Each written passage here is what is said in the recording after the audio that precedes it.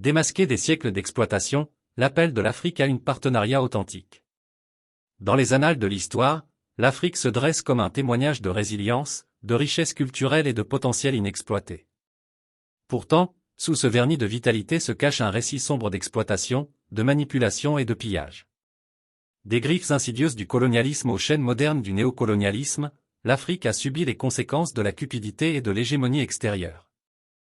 Alors que le continent est confronté à des défis multifacettes, allant des disparités économiques à l'instabilité politique, l'appel à mettre fin à l'exploitation de l'Afrique résonne plus fort que jamais. C'est un appel à un partenariat authentique, à des investissements équitables et à une fin du cycle de pillage perpétré par des voleurs colonialistes arrogants. Pour comprendre la profondeur du malaise de l'Afrique, il faut plonger dans les annales de l'histoire où les puissances coloniales ont foulé le sol africain sous le prétexte de civiliser le continent sombre. La ruée vers l'Afrique au XIXe siècle a vu les nations européennes se partager le continent comme un gâteau, exploitant ses vastes ressources tout en assujettissant ses habitants à l'esclavage, au travail forcé et à l'effacement culturel. Les cicatrices de cette époque continuent de hanter l'Afrique, se manifestant dans des dynamiques de pouvoir déséquilibrées, une dépendance économique et un sous-développement persistant. Même après que les chaînes du colonialisme formel aient été ostensiblement jetées, l'Afrique s'est retrouvée prise au piège de pratiques néocoloniales perpétrées par d'anciens colonisateurs et de nouvelles puissances mondiales émergentes. L'extraction de ressources, les accords commerciaux inéquitables et les pratiques de travail exploité sont devenus la nouvelle norme, soutenant l'héritage de l'exploitation sous le prétexte de développement économique et d'aide étrangère. Les nations africaines, dépouillées de leur autonomie, sont devenues de simples pions sur l'échiquier géopolitique de nations puissantes, leur souveraineté compromise au bénéfice des intérêts extérieurs. Le récit de l'exploitation s'étend au-delà des sphères économiques, infiltrant le tissu culturel et social des sociétés africaines.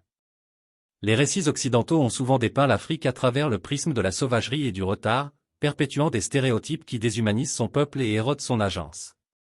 Cette représentation déformée non seulement renforce les dynamiques de pouvoir favorables aux acteurs externes, mais entrave également la capacité de l'Afrique à affirmer sa propre narration et à reprendre son identité. Face à une telle exploitation systémique, l'appel de l'Afrique à un partenariat authentique résonne avec urgence. Le continent ne cherche pas la charité ou les dons, il demande la reconnaissance de son agence, le respect de sa souveraineté et une collaboration équitable avec la communauté mondiale. Il aspire à des amis prêts à investir non pas seulement pour le profit, mais pour la prospérité mutuelle, qui voit les Africains non pas comme des inférieurs à exploiter, mais comme des égaux méritant dignité et respect. Le chemin vers la fin de l'exploitation de l'Afrique nécessite un changement de paradigme dans la conscience et l'action mondiale.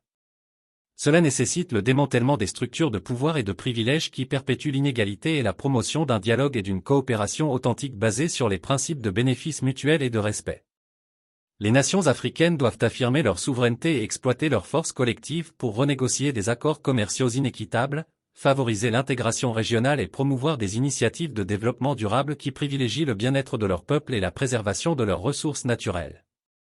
En outre, la communauté mondiale doit reconnaître sa complicité historique dans l'exploitation de l'Afrique et prendre des mesures tangibles en faveur de la restitution et des réparations. Cela implique de reconnaître les injustices du passé, de redresser les héritages du colonialisme et de l'esclavage, et de s'engager dans des partenariats équitables qui autonomisent plutôt qu'exploitent les nations africaines. En conclusion, l'exploitation de l'Afrique n'est pas simplement un vestige historique, mais une réalité contemporaine qui continue de perpétuer la souffrance et l'injustice. Le temps est venu pour la communauté mondiale de répondre à l'appel de l'Afrique à un partenariat authentique et solidaire. L'Afrique mérite des amis qui se tiennent à ses côtés comme des égaux, des alliés dans la poursuite d'un avenir défini par la prospérité mutuelle, la dignité partagée et l'autonomisation collective. Ce n'est qu'en déployant des efforts concertés pour démanteler les structures d'exploitation et forger de nouveaux chemins de coopération que nous pouvons réellement honorer la résilience et le potentiel de l'Afrique. Le choix nous appartient, perpétuer le cycle de l'exploitation ou être des catalyseurs de changements positifs et d'amitié authentique avec les peuples d'Afrique.